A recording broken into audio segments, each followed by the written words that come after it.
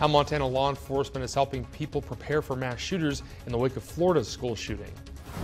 A Darby student is arrested after allegedly making social media threats. And an Olympic ski jumper who turned his unlikely childhood ski dreams into a reality visits Whitefish. Powered by the Montana Television Network. This is the 10 o'clock news on KAJ, Montana's news leader. Good evening and thanks for joining us. I'm Don Fisher. Search efforts continue for a man who didn't come back from a ski trip this weekend. The missing skier has been identified as 62-year-old Dr. Jonathan Scott Tolgerson from Columbia Falls. Tolgerson is a longtime practicing physician at North Valley Hospital, as well as an experienced backcountry skier. The search is in its third day and is centered in an out-of-bounds area just to the northeast of the ski resort, Big Mountain. Several organizations, including Search and Rescue, the Nordic Ski Patrol, Two Bear Air Rescue, and other volunteers, were out at the break of dawn today, and Flathead County Sheriff Chuck Curry says they're thankful for a break in the weather after high winds, snow, and low visibility hampered search efforts significantly over the weekend, both in the air and on the ground. Tolgerson was reported to have been skiing alone in the Flower Point area of Whitefish Mountain Resort. Curry says the time is of the essence now, as they're using as many resources as they have to find him. We've got probably around 24, 25 actual skiers and searchers on the ground. In addition, of course, to a search from the air. There's a chance the missing man may have had a avalanche beacon on transceiver, so we're coordinating that from the air. We have the ability to locate and find those beacons. And Curry also says thank you to all the volunteers who are putting in countless hours in this ongoing search.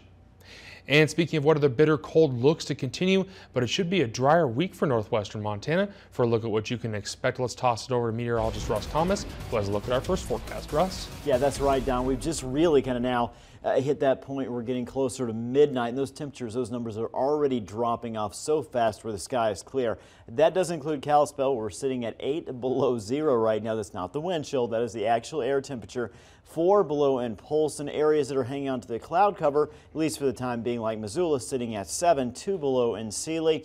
And again, as we look at what we're expecting as we continue through the overnight hours, as long as we have that clear sky, in most areas we are just going to be downright cold as that number continues to drop. We'll have your complete forecast coming up. All right, thank you, Russ. And the cold front that pushed through the western half of the state did enough damage to Charlotte schools that they got President's Day off unexpectedly. Initially, Charlotte schools were going to be delayed about 2 hours this morning, allowing the roads to clear and make it safer for buses to transport. But this morning, the head janitor of the school discovered the boiler that heats the school wasn't working. Because the elementary and high schools had no heat and temperatures were below freezing, Superintendent Steve Love canceled school for the day, and luckily with the help of the staff, children can expect to have school tomorrow. We've got a great staff and great parents. We hate to cancel school. Kids do best when they're in school on a regular basis, but it was just one of those things. We had to take an emergency day. Our crew's been great, teachers have been great, so I'm real thankful for the crew we work with. And Charlotte chose to have class on President's Day instead of Friday so they could attend Division basketball tournament games, but now they will get both off. A Darby High School senior is in custody today after other students reported him making threatening social media posts that referenced the deadly school shootings in Florida last week. Ravalli County Sheriff Steve Holton says 18-year-old McLean William Kaiser has been arrested and charged with felony assault with a weapon. He is being held without bond in Ravalli County Jail after being arrested this afternoon. Kaiser is accused of making a post on social media that led concerned parents to report him to Darby school administrators over the weekend, who alerted the Darby Marshal's office. Sheriff officials say Darby school administrators suspended the student this weekend and he did not go to school today. No other students are suspected to be involved with the social media posts, and school administrators say they sensationalized the shooting that killed 17 at a Florida high school last week. School administrators say they took the report from students seriously and encouraged them to say something always if they see something concerning. One of the things that we heard after the Florida shooting was the idea of, if you see something, say something. And so we were going to start our week off this week planning to get that message out to our kids, and then that's exactly what happened over the weekend. And Superintendent of Darby Schools Lloyd Reneker says deputies will be at the school all week to make sure students and families feel safe, and Kaiser is expected to be arraigned in Ravalli County Justice Court within the next few days. Investigators in Florida are learning more about the 19-year-old they believe killed 17 at that school in Parkland, Florida last week. This as students press for tighter gun control measures from lawmakers in Washington and President Trump himself. Chris Martinez has the latest from Los Angeles. Nicholas Cruz made his second appearance in a Broward County court Monday as funerals and vigils for those he allegedly killed took place across the state of Florida. It doesn't matter which stage, which country. No one should have to go through this devastation. Newly released documents reveal that in September of 2016, an investigator with the Florida Department of Children and Families visited the Cruz household after allegations of medical neglect. The investigator noted Cruz has depression, ADHD, and autism, that he cut his arms in a Snapchat post, and that he plans to go out and buy a gun. This wasn't the person that we knew. James and Kimberly Sneed, who took the 19-year-old in after his mother's death in November, sat down with ABC News earlier in the day. Before he moved in, one of the stipulations is he had to get a gun safe. And we got a gun safe on the way back from moving his stuff to our house. Angry over what they view as inaction in Washington, dozens of teenage students staged a die-in on the pavement in front of the White House, calling for gun reform.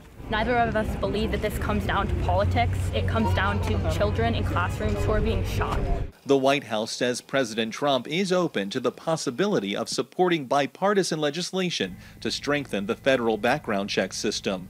He plans to hold a listening session with high school students and teachers at the White House Wednesday. Chris Martinez, CBS News. And a law enforcement source tells CBS News that Cruz bought 7 rifles last year, and officials in Florida have not announced when classes will resume at Marjorie Stoneman Douglas High School. It's a sad fact of life in America that mass shootings are becoming all too common, so much so that law enforcement officers now teach classes on how we can defend ourselves against an armed intruder. MHP Sergeant Jay Nelson is one instructor, and he reviews some basic lessons on how we can stay safe. Run, lock, and fight. When it comes to surviving an active shooter attack, we need to think the unthinkable. First and foremost is your individual mindset. We have to live our lives a little bit different. We have to recognize when we go into a facility, where are the exits? We have to recognize that what could we use as a weapon? Nelson says the first thing he teaches when it comes to such incidents, see something, say something. If it doesn't seem right, tell someone. Somebody that's posting things, somebody that's saying things, somebody that's not acting appropriate. If you do encounter an attacker, see if you can safely get away from the threat. If we have an opportunity to run and we know that it's safe, we need to keep running as far as we can, and obviously try to run in a location to where you have something between, be it the shooter or be it the intruder. If running isn't an option, find a way to shelter in place. Does your door swing in? Does it swing out? How can we enhance the locking mechanism of that door if it has a lock? Barricading the door, wrapping cords around the door, anything to prevent that door from opening if you can't run. And as a last resort, you can try to attack the attacker. Look for improvised weapons. For instance, fire extinguishers, an excellent one. Anything that you can use to take that person out. We might not want to do harm to somebody, that might be in our nature, but it comes down to being a statistic or a survivor. Nelson says surviving this type of threat involves not living in fear, but finding a way to empower yourself. Truly, are you going to do something should that intruder come through the door? Dennis Carlson, MTN News, Helena. Volkswagen says it sold more cars last month than during any January in the company's history.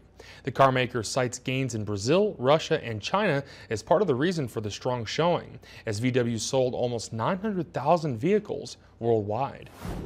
Walmart is launching new low-cost clothing brands for women, kids, and plus-size customers, with some shirts retailing for less than $3. The move is designed to compete with Amazon's growing share of the apparel market.